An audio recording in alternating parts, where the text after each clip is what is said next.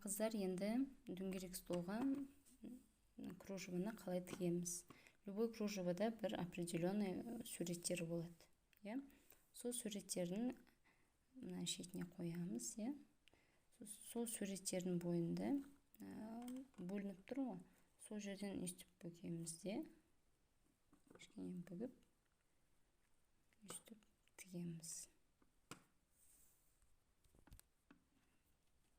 Үстіп тіге береміз.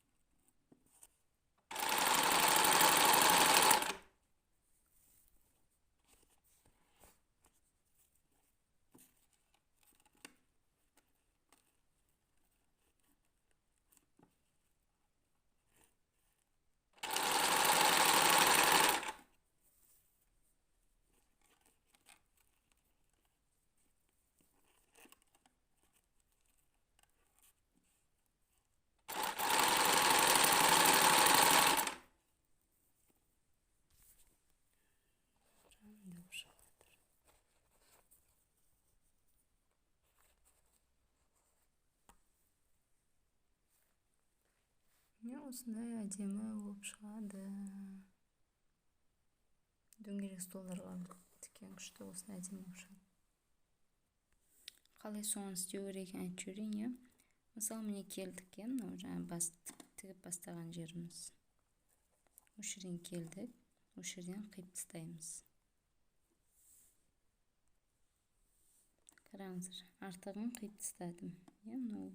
Қалғаны жаңа бастаған жерім. Соң екеуінің ортасына дейін тігеміз.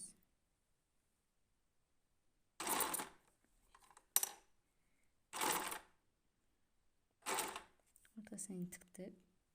Сонда инені батып тұратындай қылып істейміз. Ине кіріп тұр, көтереміз де. Өзімізге айналдырып аламыз.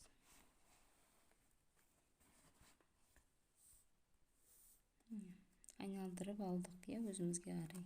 Қазір екеуін қосамыз. Оны қосу үшін мына жердегі 5-ші программаны аламыз. 5-ші программа мына жерде мындай зигзаг. Сосын зигзаг қылып тігеміз. Қосып ұстап тұрамыз.